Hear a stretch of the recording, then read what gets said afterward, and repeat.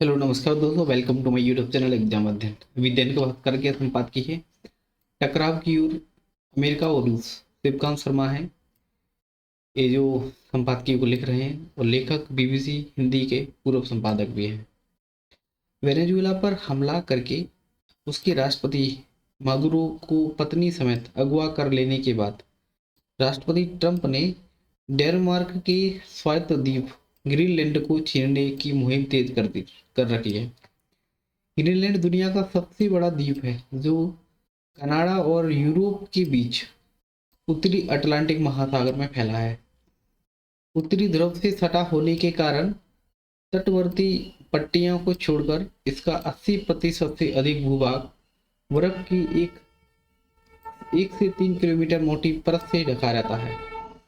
दक्षिणी ध्रुव के बाद सबसे अधिक बर्फ ग्रीनलैंड की इस परत पर ही जमा है, जो जलवायु परिवर्तन के कारण तेजी से पिघलकर किनारों की तरफ खिसक रही है। ग्रीनलैंड के साथ साथ उत्तरी ध्रुव सागर की बर्फ भी तेजी से पिघल रही है, जिसकी वजह से समुद्री यातायात के नए जलमार्ग खुल रहे हैं, जो रूस, चीन और जापान से उत्तरी अमेरिका और यूरोप की बहुत की दूरी को बहुत कम कर देते हैं। उत्तरी ध्रुव सागर से ग्रीनलैंड सागर होते हुए उत्तरी अटलांटिक महासागर में खुलने वाले इन मार्गों का प्रयोग करने के लिए रूस और चीन अपनी विशेष युद्धपोतों और पनडुब्बियों का विकास कर रहे हैं, ताकि वहां अपना वर्चस्व कायम कर सकें। इस जलमार्ग पर स्थित होने के कारण ग्रीनलैंड का भू राजनीतिक और सामरिक महत्व हमेशा से रहा है। दूसरे महायुद्ध से दूसरे महायुद्ध में उसने हिटलर के युद्धपोतों और पनडुब्बियों को रोकने में महत्वपूर्ण भूमिका निभाई थी। युद्ध के बाद राष्ट्रपति ट्रूमैन ने इसे $10 करोड़ के सोने से खरीदने का प्रयास किया था, पर बात नहीं बनी। 1951 में डेनमार्क ने अमेरिका को ग्रीनलैंड की रक्षा में विशेष भूमिका देते हुए सैनिक अड्डे बनाने का अधिकार दे दिया था। इसके अलावा ग्रीनलैंड में तेल, गैस और अनेक दुर्लभ खनिजों के भंडार भी हैं, जो इलेक्ट्रॉनिक और रक्षा उपकरणों और स्वच्छ ऊर्जा की बैटरियों के लिए आवश्यक होते हैं। ट्रंप का कहना है कि उत्तरी ध्रुव और उत्तरी अटलांटिक महासागर में रूस और चीन के बढ़ते खतरे को देखते हुए ग्रीनलैंड पर अमेरिका का स्वामित्व होना आवश्यक है। इसके बिना न ग्रीनलैंड अपनी रक्षा कर पाएगा, नहीं न वे उसकी रक्षा कर सकेंगे। इसलिए सीधे या टेढ़े रास्ते से वे उसे लेकर रहेंगे।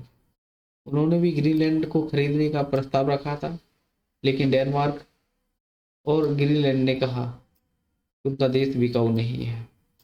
डेनमार्क अमेरिका का 200 साल पुराना दोस्त है और स्थापना के समय से ही नाटो का सदस्य रहा है। उनकी उसने कोई 300 वर्ष पहले ग्रीनलैंड को अपना उपनिवेश बनाया था, परंतु 1979 के बाद से ग्रीनलैंड पूरी तरह स्वायत्त है। केवल विदेश नीति और रक्षा डेनमार्क संभालता है, क्योंकि ग्रीनलैंड के पास अपनी सेना नहीं है। उसके पास 56,000 इन्यूट आदिवासियों को डेनिश नागरिकता प्राप्त है। ग्रीनलैंड के प्रधानमंत्री जेस फ्रेडरिक नीलसन का कहना है कि यदि उन्हें अमेरिका और ग्रीनलैंड में से एक को चुनना पड़ा तो डेनमार्क में रहना पसंद करेंगे। संयुक्त राष्ट्र चार्टर या कोई भी अंतर्राष्ट्रीय व्यवस्था किसी भी महाशक्ति को किसी दूसरे देश की संप्रभुता जबरन छीनने का अधिकार नहीं देती। लेकिन हाल में एक इंटरव्यू में ट्रंप ने कहा कि उन्हें अंतर्राष्ट्रीय कानून की जरूरत नहीं है। सवाल यह है कि यदि ट्रंप सहयोग करने और सुविधाएं देने के लिए तैयार एक संप्रभु मित्र देश को अपनी राष्ट्रीय सुरक्षा के लिए जबरन हथियाना आवश्यक और वैध मानते हैं, इनमें और पुतिन में फिर क्या फर्क है? बल्कि पुतिन तो उनकी तुलना में नेक काम कर रहे हैं, क्योंकि उनके शब्दों में उनकी सैनिक कार्रवाई तो यूक्रेन से नाथीवादी ताकतों का सफाया कर नाटो की बढ़त रोकने के लिए है। ट्रंप की दलील के आधार पर चीन का ताइवान पर कब्जा कर लेना तो और भी जायज माना जाएगा, क्योंकि शी जिनपिंग तो अपनी राष्ट्रीय सुरक्षा के लिए टूटकर अलग हुए देश और समाज के हिस्से को जोड़ने का कार्य करेंगे। दूसरे महायुद्ध के बाद एक नियमबद्ध व्यवस्था की स्थापना करके राष्ट्रीय संप्रभुता, लोकतंत्र और मुक्त व्यापार की हिमायत करते आ रहे देश कि राष्ट्रपति का अंतर्राष्ट्रीय कानून का इस तरह मखौल उड़ाना विश्व व्यवस्था के लिए गंभीर संकट का संकेत है।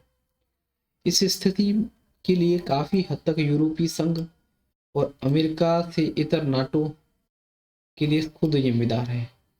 ट्रंप और उसकी सरकार के आपत्तिजनक बयानों का एक सुर में कड़ा विरोध करने और ग्रीनलैंड की रक्षा के लिए नाटो सेनाओं को तैनात करने की बजाय वे उसी की जी हजूरी में लगे हुए हैं, जैसे कि ट्रंप की मनमानी टैरिफों के ऐलान पर की थी। यूक्रेन पर रूसी हमले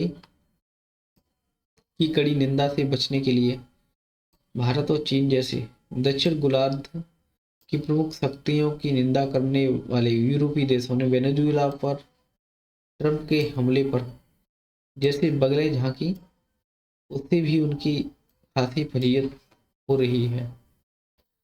जब ग्रीनलैंड और डेनमार्क की संप्रभुता को लेकर पानी सिर से ऊपर जा चुका है, तब भी डेनमार्क के साथ केवल ब्रिटेन, जर्मनी और फ्रांस जैसे चंद देशों ने ही अपनी टुकड़ियां ग्रीनलैंड में भेजी हैं। इन मुट्ठी भर देशों की हिम्मत तोड़ना ट्रंप के लिए बाएं हाथ का खेल है। उन्होंने दाब बढ़ाने के लिए यूरोप के 8 देशों पर 10% टैरिफ लगाने का ऐलान कर दिया है। उसे 25% टैरिफ बढ़ाने की धमकी दे दी है। इस पर नाटो और यूरोपीय संघ की प्रतिक्रिया नाराजगी भरी है, लेकिन यह पता नहीं है कि ट्रंप से टक्कर लेने के मामले में वो कितने पानी में है। नाटो की समस्या है कि एक पर हमला तो सभी पर हमला का सिद्धांत नाटो के किसी सदस्य पर दूसरे सदस्य के हमले की स्थिति में स्पष्ट नहीं है। तो मिसाल के तौर पर 1974 में साइप्रस द्वीप पर फैली हिंसा में जब नाटो सदस्य तुर्की ने दूसरे सदस्य पर ग्रीस पर हमला बोल दिया था, तब नाटो के समक्ष धर्म संकट खड़ा हो गया था कि किसका पक्ष लें। अंत में अमेरिका ने बीच बचाव करके सुलह कराई थी और ट्रंप ने ग्रीनलैंड पर कब्जा कर लेने से और भी गंभीर संकट खड़ा हो सकता है, जिसके लिए नाटो अभी तैयार नजर नहीं आता। अगला जनसत्ता का एडिटोरियल है जीत का परिचय। बृहत मुंबई महानगर नगर पालिका बीएमसी चुनाव में भाजपा नीत गठबंधन यानी महायुति ने जीत का परचम लहरा दिया है। साथ ही अविभाजित शिवसेना की लगातार 2.5 दशक से चली आ रही सत्ता की विरासत को भी छीन लिया है। भाजपा इस चुनाव में सबसे बड़ी पार्टी बनकर उभरी है, उसकी बड़े जनाधार का संकेत है। वहीं उद्धव ठाकरे के नेतृत्व वाली शिवसेना भले हार गई है, मगर वह अपनी कुछ साख बचाने में कामयाब रही। अब सवाल है कि बीएमसी का नया महापौर कौन बने होगा, महायुति में शामिल किस दल का होगा।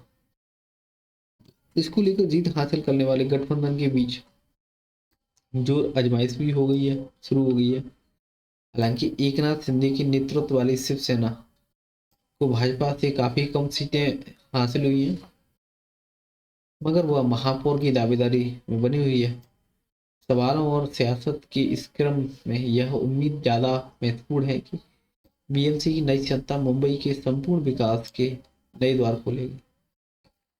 बीएमसी को देश का सबसे अमीर निगम माना जाता है। इसकी सबसे बड़ी वजह है इसका बजट, जो देश के कई छोटे राज्यों के बजट से भी कहीं ज्यादा होता है। यही कारण है कि बीएमसी चुनाव की सिर्फ मुंबई में ही नहीं बल्कि देश भर में चर्चा होती है। पिछले 25 वर्षों से बीएमसी में अविभाजित शिवसेना की सत्ता रही, मगर इस बार के चुनाव में भाजपा नीत महायुति ने शिवसेना के इस किले में ऐसी सेंध लगाई कि उसे सत्ता से बेदखल कर दिया। अब सवाल यह है कि बीएमसी का महापौर भाजपा का होगा या फिर या एकनाथ शिंदे के नेतृत्व वाली शिवसेना का। देखा जाए तो बीएमसी चुनाव में भाजपा ने सबसे ज़्यादा सीटें जीती हैं। इस लिहाज से तो महापौर के लिए दावेदारी सबसे ऊपर उनकी है। मगर शिवसेना प्रमुख एकनाथ शिंदे ने इस पर अभी तक अपनी पार्टी का रुख स्पष्ट नहीं किया है। अब ऐसी भी खबर आई है कि शिवसेना महापौर का पद पाने के लिए भाजपा पर दबाव बना सकती है। दरअसल भाजपा ने भले ही बीएमसी चुनाव में सबसे ज्यादा सीटें जीती, लेकिन आंकड़ों के लिहाज से शिवसेना के बिना उसका सत्ता में आना मुश्किल है। इस सियासी गणित के जरिए एकनाथ शिंदे दबाव की रणनीति अपना सकते हैं। ये कयास इसलिए भी लगाए जा रहे हैं क्योंकि शिवसेना जो शिंदे है उसकी ओर से पहले ही संकेत दे दिया कि चुनाव बीएमसी में महापौर उनकी पार्टी से होना चाहिए। हालांकि सियासी गलियारों में अटकलें और भी लगाई जा रही हैं कि भाजपा और शिवसेना के बीच रास्ता निकाल सकती है। मसलन दोनों दलों को 2.5-2.5 साल तक के महापौर के पद पर काबिज होने का मौका मिले। बहरहाल उम्मीद तो ये की जानी चाहिए कि बीएमसी की बागडोर संभालने वाले मुंबई के विकास को रफ्तार देंगे और लोगों के हित उनकी प्राथमिकता में होंगे। बुनियादी समस्याओं को केंद्र में रखकर नई योजना बनाई जाएंगी, क्योंकि चुनाव में विकास की उम्मीद एवं विश्वास के साथ प्रतिनिधित्व चुनती है। इस भरोसे को कायम रखने की जिम्मेदारी भी संबंधित दल और प्रतिनिधि की होती है। Thank you. जय हिंद, जय भारत।